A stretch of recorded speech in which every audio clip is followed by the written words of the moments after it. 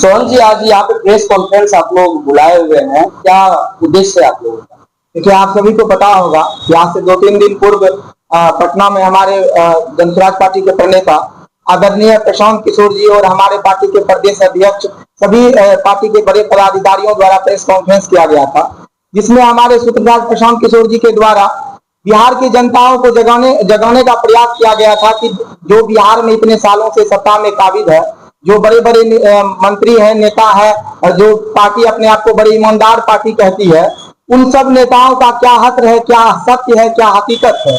जैसे आप लोग उस प्रेस कॉन्फ्रेंस में देखे होंगे कि बिहार के मंत्री मंगल पांडे जी, मंत्री अशोक चौधरी जी, आपको दिलीप जायसवाल जी, ऐसे बिहार के बड़े बड़े दिग्गज नेताओं का क्या सत्य है, क्या हकीकत है, किस तरह वो लोग बिहार में भ्रष्टाचार में लिप्त है, कैसे वो लोग बिहार के राजनीति पर अपनी कब्जा जमाए हुए हैं, कैसे आम जनता का शोषण किए हुए हैं। तो इसी संदर्भ में आज प्रेस कॉन्फ्रेंस रखा गया है और इस प्रेस कॉन्फ्रेंस का मुख्य उद्देश्य है, जो हमारे प्रणेता जो सत्य दिखा रहे हैं, आम जनता को जो समझाने का प्रयास कर रहे हैं, वो चाहते हैं कि इस प्रेस कॉन्फ्रेंस के माध्यम से हमारे सहरसा जिला के भी गांव-गांव के आम जनता को पता चले कि ये बिहार में सत्ता पर काबिज जितने भी नेता हैं, बड़े बड़े मंत्री हैं, उनका क्या चरित्र है और किस तरह से वो जनता के पैसों को लूटने का काम कर रहे हैं। क्या लगता है कि इस बार सहरसा विधानसभा से आपको टिकट मिलेगी जनसुराज पार्टी के द्वारा? देखिए, ये तो हम नहीं बता सकते, हमारा काम है कि समाज के लिए लड़ना और संगठन को आगे बढ़ाना। तो संगठन के शीर्ष नेतृत्व का जैसा निर्णय होगा वो हमारे सराखों पर होगा और हमारे प्रणेता प्रशांत किशोर जी जो भी निर्णय लेंगे वो हम सभी को मंजूर होगा और उनका निर्णय एकदम से सही होगा और सहरसा विधानसभा के लिए भी अच्छा निर्णय। तैयारी कैसे चल रही है सर आप लोगों का? अच्छी चल रही है जी, अच्छी चल रही है। चुनाव को लेकर के भी तैयारी चल रही है और बिहार को बदलने का जो एक सोच है उसके लिए भी अच्छी तैयारी। सहरसा विधानसभा एनडीए का गढ़ रहा, कई कंट्रोवर्सी से, क्या लगता है कि जनसुराज इस बार उखाड़ पाएगी इस गढ़ को, एनडीए के गढ़ को? क्यों नहीं, जनता बदलाव चाह रही है।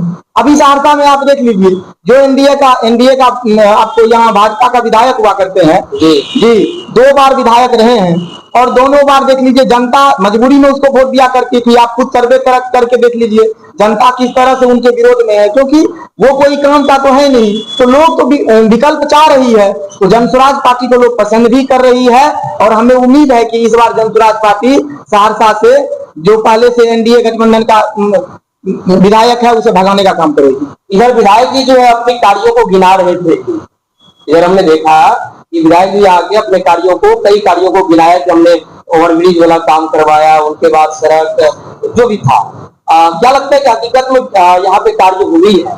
देखिए, कार्य तो हो रही है मगर विधायक जी के माध्यम से नहीं। विधायक जी का आदत है, जब वो खेल मंत्री थे तो श्रेय लेने चले जाते थे स्वास्थ्य मंत्रालय का, जिसके कारण कि आज जब सुपौल में मेडिकल कॉलेज सरकारी दिया गया तो वो सरकारी मेडिकल कॉलेज हमारे सहरसा को दिया जा रहा था, लेकिन इस विधायक जी के यही क्रेडिट के लेने के करतूत के चलते मंगल पांडे जी वही मेडिकल कॉलेज सुपौल को दे दिए थे। तो इनकी आदत रही है, केंद्र से भी कोई काम होता है तो हमने करवा दिया। हम तो देखते हैं उन्हीं के, देख लीजिए एनडीए का ही वो भी है और एनडीए गठबंधन का भी यहाँ के सांसद है। कुछ सांसद प्रेस कॉन्फ्रेंस कर बता रहे थे कि भाई काम हमारा होता है, काम किसी का होता है, विधायक पूछ जाता है कि हमने ये करवा दिया। तो ये इस विधायक के बारे में बात करना भी बेकार है। अच्छा जी जी, सहरसा में अभी क्या क्या विकास होनी चाहिए जो आपकी नजरों में नहीं हुई है अभी तक? देखिए, सहरसा में सबसे पहले तो केंद्रीय विश्वविद्यालय होना चाहिए, क्योंकि आप सभी जानते हैं कि मंडल मिश्र यहाँ जो विश्व में विख्यात है शिक्षा में, यहाँ शंकराचार्य की मंडल मिश्र की कहानी आप सभी जानते हैं। तो उस समय में आज से वर्षों पहले यहाँ विश्वविद्यालय देने की बात कही गई थी, लेकिन फिर उसे ठंडे बस्ते में डाल दी गई। तो यहाँ पर भी एक केंद्रीय विश्वविद्यालय खुलना चाहिए सहरसा में। दूसरा है क्या कि देखिए, अभी शिक्षा व्यवस्था जो गांव-गांव में है वो बदतर है, स्वास्थ्य व्यवस्था एकदम चरमराया हुआ है। तो बहुत सारी ऐसी जरूरत है जो सहरसा में अभी होनी चाहिए। अच्छा, भ्रष्टाचार के संबंध में आपका क्या विचार है? भ्रष्टाचार को चरम पर अभी तो सुशासन की सरकार है, ना क्राइम है ना भ्रष्टाचार है, आप लोग आरोप क्यों लगा रहे हैं? क्या बात करते हैं? अभी आप जाइए तो किसी ब्लॉक में एक दाखिल खारिज कराने की बात कीजिए, तो जाइए तो किसी थाने में, आप जाइए तो किसी थाने में आप बात कीजिए तो वहां बिना पैसा का एफआईआर कैसे हो जाता है? नहीं लेता है सर। नहीं, कौन कहता है? कौन कहता है?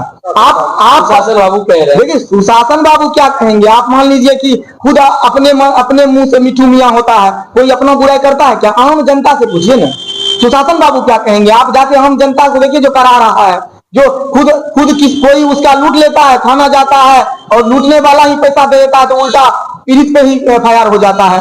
आप ब्लॉक जाकर के देख लीजिए, अनुमंडल जाकर के देख लीजिए, अरे हर टेबुल का कीमत बंधा हुआ है। ये हाल है बिहार में। यहाँ सरकारी सिस्टम पूरा ध्वस्त हो चुका है। सदर अस्पताल जाके देखिए, अगर हम जैसा कोई नेता किसी के परिधि में ना पहुंचे तो किसी का इलाज संभव नहीं हो पाता है। आप बात करते हैं भ्रष्टाचार नहीं है क्या? भ्रष्टाचार ही तो है। अक्सर सहरसा विधानसभा से कई कैंडिडेट जनसुराज पार्टी की रेस में है कि हमें आशा लगाए हुए कि हमें टिकट मिलेगी। यदि आपके हित में टिकट जाती है जनसुराज पार्टी के द्वारा, तो क्या लगता है कि जो कैंडिडेट अभी टिकट लेने की रेस में है वे आपको खुले दिल से सपोर्ट कर पाएंगे? देखिए, करना तो चाहिए, क्यों नहीं करेंगे? हम सब एक संगठन में है, एक संगठन में है। अब मान लीजिए किसके अंदर में क्या है वो कोई बता नहीं सकता, लेकिन करना चाहिए। भरोसा है, एकदम भरोसा रखना चाहिए। यदि किसी और को टिकट जाती है तो क्या आप उसको सपोर्ट करेंगे? हाँ, करेंगे। वो काबिल व्यक्ति होनी चाहिए।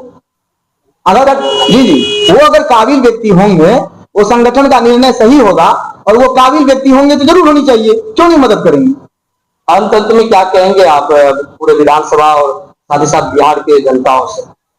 देखिए, हम तो सहरसा विधानसभा और बिहार की जनता से कहना चाहेंगे कि इससे पहले आप कहते थे कि हमें विकल्प नहीं है, अब तो आपके सामने में विकल्प है।